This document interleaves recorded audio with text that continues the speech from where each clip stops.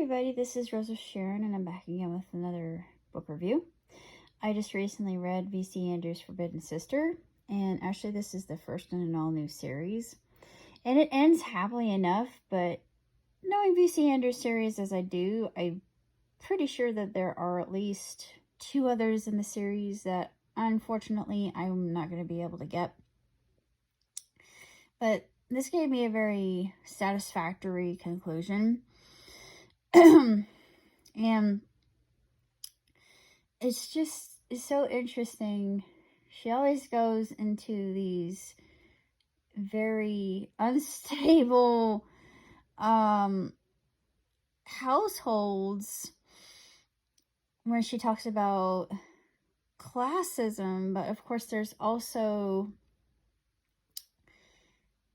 stereotyping and pigeonholing and preconceived notions about certain people. And in her case, in the main character's case, her sister is never spoken about, and of course there's a lot of exposition in the book about the subject itself, and it's written in such a way that you really start to sympathize and empathize with Emmy, the main character, immensely. And of course there were a couple moments where I just thought things can't get much worse for her, and then they start turning around and matters start to come out roses. And of course this has a lot of French involved in it. Some of her novels have this as well. I noticed that there are a lot of repeating themes that Victoria's ghostwriter likes to use because they worked for her before, so why not use them again? It's just like with any other medium that I've come across. And I noticed that these plot devices or mechanics actually do work very well. But, you know, to be honest with you, I don't really like to repeat a story per se, even though this one I'm a little bit biased about because some of it actually takes place in France. So I love France. I've never been. I'm slightly jealous, but I am praying that someday I do get to go, because it's every artist's or creative person's dream to see the Tour Eiffel and Champs-Élysées and La Seine. And to me, it would be, well, that, and it's the City of Love, of course.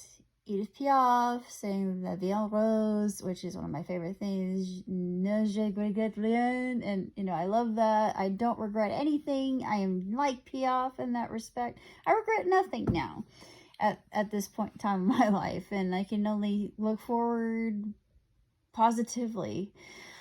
What else do I love about France? Well, food, for one thing. I would adore having some authentic French cuisine.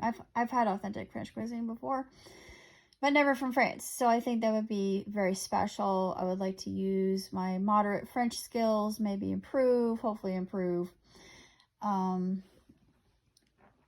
just think it would be a magnificent opportunity for somebody like me, maybe get more inspiration.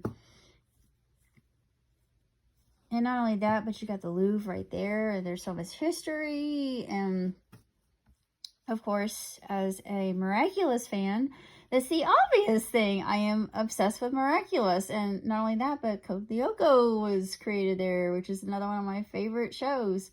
Marvin Mystery, Totally Spies, the spin-off to that. Which I loved every single one of those cartoons. And more currently, I would have to say Miraculous is one of my absolute favorites, because I'm big into superheroes. And I saw the trailer today for the movie, and oh my gosh, I'm so excited. I'm sorry. I get really eager about things like this, and everything about this looks absolutely magnifique. I'm just gonna say it now. I mean, the coloring, the characters, they look so much better, the way they're rendered. And I'm so psyched for this movie. it's just like when I saw the trailer for One Piece Red, which I haven't seen yet and I want to see really bad. But I may never see it. I don't know how I'm going to see it, but hopefully I do, because I've been a huge fan of One Piece forever. So that goes without saying. But anyway, those are many reasons I like France, and perhaps someday that dream will come true. But in the end, it made me feel just so happy for the main character. I'm not going to say why, but it was just such a splendiferous end for her. And then you realize, oh, there are 2 more books in the series. I wonder how horribly this all turns out. Not all of her books end happily, but it seems like when she writes the trilogies, she does her best to come to an ending that pleases the fans. And more often than not, it's bittersweet or ambivalent. And this one was actually a very happy ending. So I like happy endings. I'm a little bit sentimental when it comes to that. Most recently, my surrogate brother and I moved our treadmill out into the garage. So it's on Marketplace. Hopefully somebody will buy it. It's in good condition, still runs, still does what it's supposed to do. So sooner someone can get it, the better.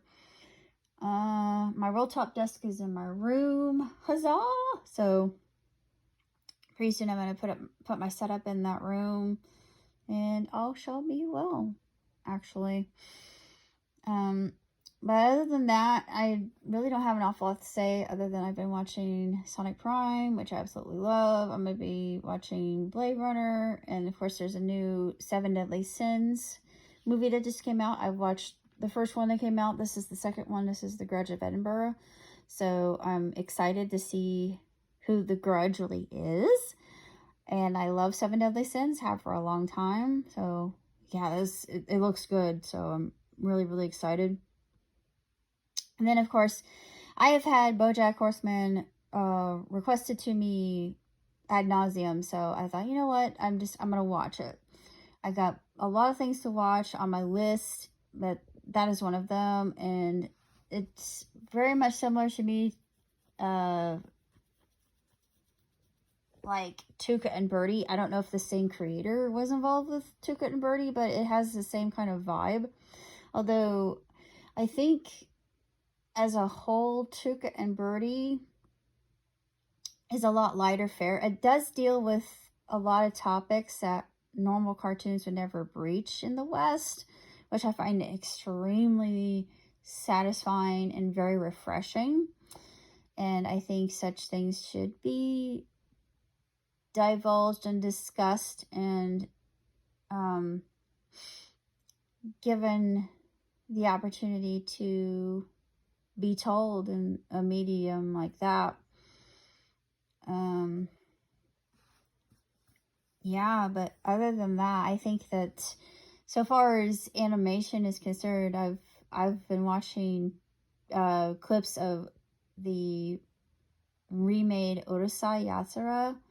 And at first I was a little bit kind of iffy about my boy Megane's design, because, Megane, sorry, I'm fangirling again. I love characters like him anyway, because I relate so well to him. I'm a little bit different than he is, but I'm awkward like his character, so yeah, I totally relate. But I wish there was a man like that in reality that I could meet. Maybe not as awkward, maybe not so eccentric, but you know, with a good heart. And someday, I mean, I shouldn't be thinking that way, but I know there's a Megane out there somewhere for me. I'll be happy. But right now I'm working on myself. So while I'm waiting for my red thread, I know he's out there somewhere. But yeah, this season, the 2023 looks extremely